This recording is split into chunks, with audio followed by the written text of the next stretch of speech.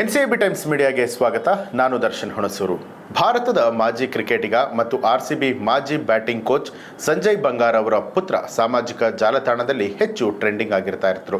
ಆದರೆ ಅದಕ್ಕೆ ಕಾರಣ ಈಗ ಅವನಿಂದ ಅವಳಾಗಿರುವಂಥದ್ದು. ಹೌದು, ಮೈದಾನದ ಒಳಗೆ ಮತ್ತು ಹೊರಗೆ ಅದ್ಭುತವಾಗಿ ಕ್ರೀಡಾ ಸ್ಫೂರ್ತಿಗೆ ಹೆಸರುವಾಸಿಯಾಗಿದ್ದಂಥ ರೈಲ್ವೇಸ್ ಆಲ್ರೌಂಡರ್ ಹಾಗೂ ಟೀಮ್ ಇಂಡಿಯಾದ ಮಾಜಿ ಬ್ಯಾಟಿಂಗ್ ಕೋಚ್ ಆಗಿದ್ದಂಥ ಸಂಜಯ್ ಬಂಗಾರ್ ಅವರ ಪುತ್ರ ಆರ್ಯನ್ ಈಗ ಅನಾಯ ಆಗಿ ಪರಿವರ್ತನೆಯಾಗಿದ್ದಾರೆ. ಆರ್ಯನ್ ಇನ್ಸ್ಟಾಗ್ರಾಮ್ನಲ್ಲಿ ಈ ಬಗ್ಗೆ ಹಂಚಿಕೊಂಡಿರುವಂಥ ಪೋಸ್ಟ್ ಇದೀಗ ಭಾರಿ ಸದ್ದು ಮಾಡ್ತಾ ಇದೆ.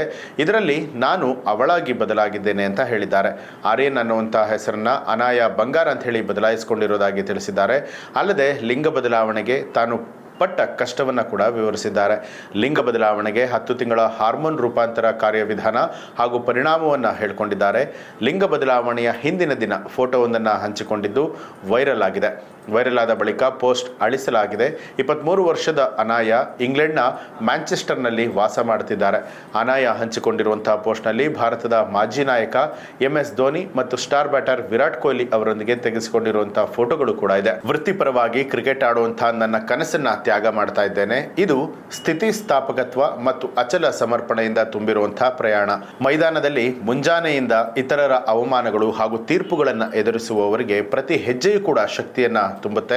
ಈ ಬಗ್ಗೆ ಅನಾಯ ವಿಡಿಯೋ ಕ್ಯಾಪ್ಷನ್ ಒಂದನ್ನು ಬರೆದುಕೊಂಡಿದ್ದಾರೆ.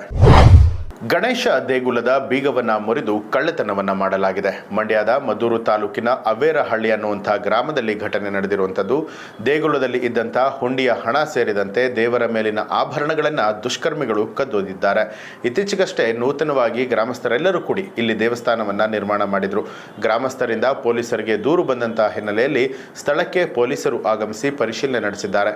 ಮದ್ದೂರಿನ ಕೊಪ್ಪ ಪೊಲೀಸ್ ಠಾಣಾ ವ್ಯಾಪ್ತಿಯಲ್ಲಿ ಪ್ರಕರಣ ನಡೆದಿದೆ. ಅವೇರಹಳ್ಳಿ ಗ್ರಾಮದಲ್ಲಿ ನೂತನವಾಗಿ ಗಣೇಶ ದೇವಸ್ಥಾನ ಓಪನ್ ಆಗಿತ್ತು. ಸುಮಾರು 1.5 ವರ್ಷ ಆಯಿತು ಓಪನ್ ಆಗಿ. ಗೋಲ್ಕನ ಹತ್ತಿರದಿಂದ ಗೋಲ್ಕ ಬರೆದಿರಲಿಲ್ಲ. ಒಂದು 60-80 ಸಾವಿರಕ್ಕಿಂತ ಹೆಚ್ಚು ಕಮ್ಮಿ ದುಡ್ಡಿದ್ದೇನೋ. ಮೊನ್ನೆ ಯಾರೋ ಕಿಡಿಗೇಡಿಗಳು ರಾತ್ರಿ ಬಂದು ಗೋರ ಮೀಟಿ ಗೋಲ್ಕ ಹೊತ್ಕೊಂಡೋಗಿ ಹಣ ಎಲ್ಲ ತೋರಿಸ್ಕೊಂಡೋಗಿದ್ದಾರೆ. ಗೋಲ್ಕ ಕೆಳಗಡೆ ಇಲ್ಲಿಂದ ಒಂದು 150 ಮೀಟ್ರು ದೂರದಲ್ಲಿ ಗೋಲ್ಕ ಇತ್ತು. ಅಥವಾ ನಮ್ಮ ಯಾರು ಉಲ್ಕುಯ್ಯಕ್ಕೆ ಹೋದ್ರೆ ನೋಡ್ಬಿಟ್ಟು ತಗೊಂಬಂದು ಗೋಲ್ಕ ಮಡಿಗೆ ನಮ್ಮೂರು ತಿಳಿಸಿ ನಾವು ಪೊಲೀಸ್ನವ್ರಿಗೆ ಫೋನ್ ಮಾಡಿ ಕರೆಸಿ ಈ ಪೊಲೀಸ್ನವ್ರು ಸ್ವಲ್ಪ ಸೂಕ್ತ ಕ್ರಮ ಕೈಗೊಳ್ಳಬೇಕು ಅಂತ ಹಳ್ಳಿ ಗ್ರಾಮಸ್ಥರಿಂದ ಬೇಡ್ಕೊತಾರೆ. KSRTC ಪ್ರಯಾಣಿಕರಿಗೆ ಗುಡ್ ನ್ಯೂಸ್. ಡಿಜಿಟಲ್ ಪೇಮೆಂಟ್ಗೆ ಅನುಮತಿಯನ್ನ ನೀಡಿದೆ ರಾಜ್ಯ ಸರ್ಕಾರ.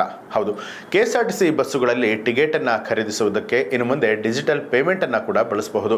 ಪ್ರಯಾಣಿಕರಿಗೆ ಟಿಕೆಟ್ ಹಣ ಪಾವತಿಸುವುದಕ್ಕೆ ಟೆನ್ಷನ್ ಫ್ರೀ ಪೇಮೆಂಟ್ ವ್ಯವಸ್ಥೆಯನ್ನ ಮಾಡಲಾಗಿದೆ. ಕಂಡಕ್ಟರ್ ಹಾಗೂ ಪ್ರಯಾಣಿಕರ ಮಧ್ಯ ಇನ್ನು ಮುಂದೆ ಚಿಲ್ಲರೆಗಾಗಿ ಜಗಳ ಅನ್ನುವಂಥದ್ದು ಇರೋದಿಲ್ಲ. ಸುಮಾರು 10,000 UPI ಮೆಷಿನ್ಗಳನ್ನು ಅಳವಡಿಸೋದಕ್ಕೆ ರಾಜ್ಯ ಸರ್ಕಾರ ಇದೀಗ ನಿರ್ಧಾರವನ್ನ ಮಾಡಿರುವಂಥದ್ದು. 8,800 KSRTC ಬಸ್ಗಳಲ್ಲಿ UPI ಮೆಷಿನ್ಗಳ ಅಳವಡಿಕೆಗಾಗಿ ಈಗಾಗಲೇ ಎಲ್ಲ ಸಿದ್ಧತೆಗಳನ್ನು ಮಾಡಲಾಗಿದೆ. ಡಿಜಿಟಲ್ ಮೆಷಿನ್ನಲ್ಲಿ UPI ಪೇಮೆಂಟ್ ಅಷ್ಟೇ ಅಲ್ಲದೆ ಕ್ರೆಡಿಟ್ ಕಾರ್ಡ್ ಹಾಗೂ ಡೆಬಿಟ್ ಕಾರ್ಡ್ ಮೂಲಕ ಕೂಡ ಪೇಮೆಂಟ್ ಅನ್ನು ಮಾಡಬಹುದು. ಮುಂದಿನ ದಿನದಲ್ಲಿ ಕಂಡಕ್ಟರ್ ಟ್ರೈನಿಂಗ್ ನಂತರ ಇನ್ನೂ 10,000 ಹೆಚ್ಚು ಮೆಷಿನ್ಗಳನ್ನು ಅಳವಡಿಕೆ ಮಾಡೋದಕ್ಕೂ ಕೂಡ ಪ್ಲಾನಿಂಗ್ ಮಾಡಿಕೊಳ್ಳಲಾಗಿದೆ. ಇವಿಷ್ಟು ಈ ಹೊತ್ತಿನ ಪ್ರಮುಖ ಸುದ್ದಿ. ಮತ್ತಷ್ಟು ವಿಶೇಷ ಸುದ್ದಿಗಳಿಗಾಗಿ ನೋಡ್ತಾ ಇರಿ NCAB ಟೈಮ್ಸ್ ಮೀಡಿಯಾ, ಅಪರಾಧಗಳ ಅಸಲಿ ಅನಾವರಣ.